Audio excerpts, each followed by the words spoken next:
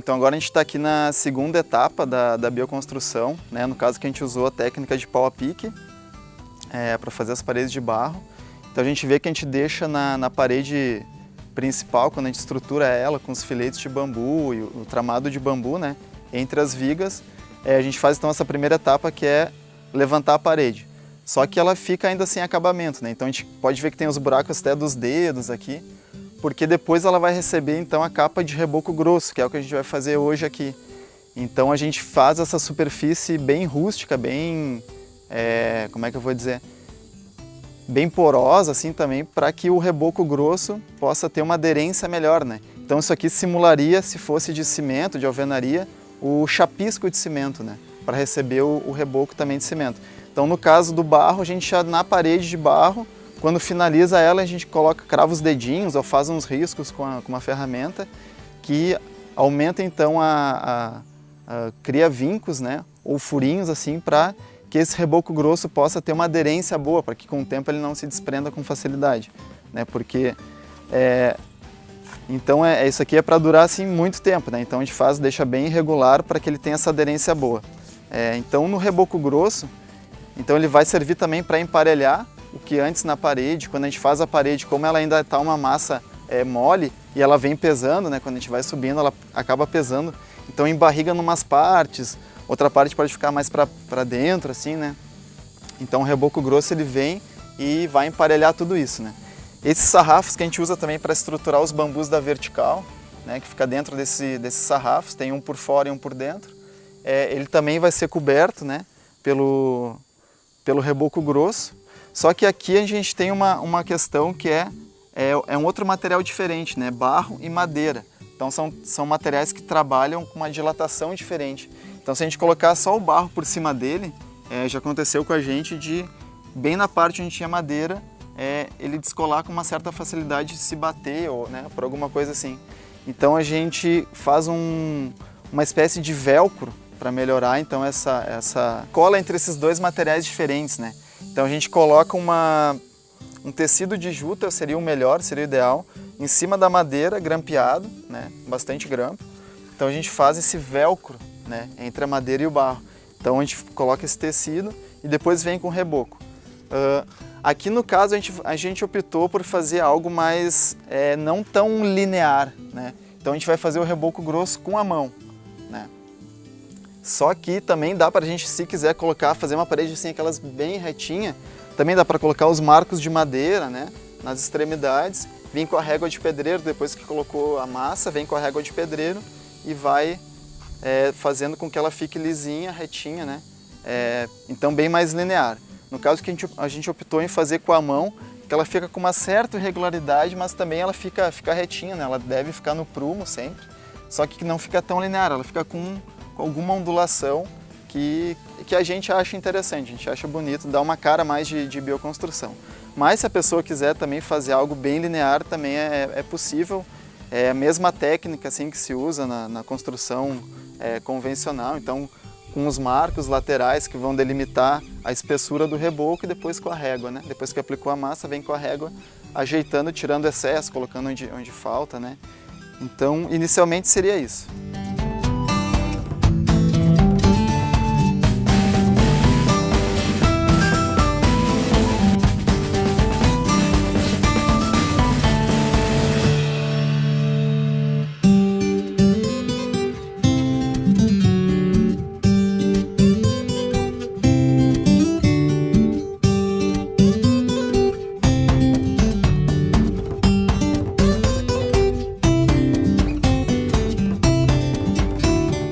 Então aqui a gente já tem a massa do reboco grosso preparada, né?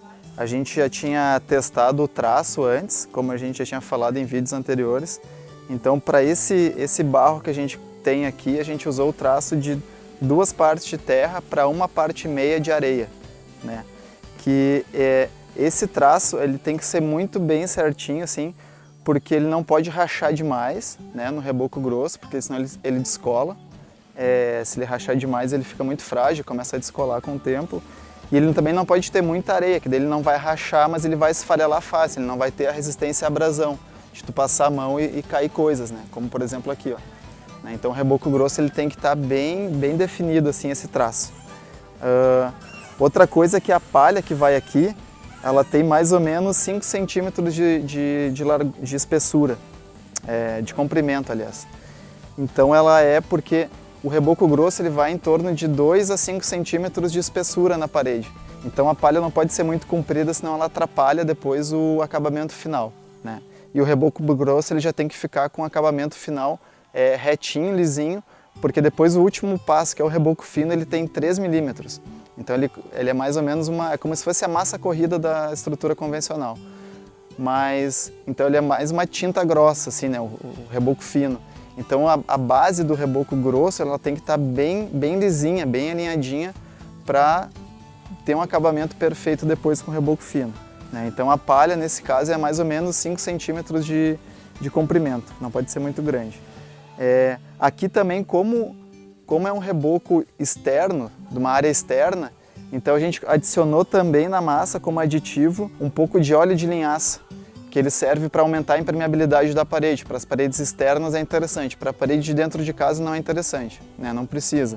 E também a gente colocou aqui para aumentar a impermeabilidade, a gente também adicionou um pouco de baba de cactus, né?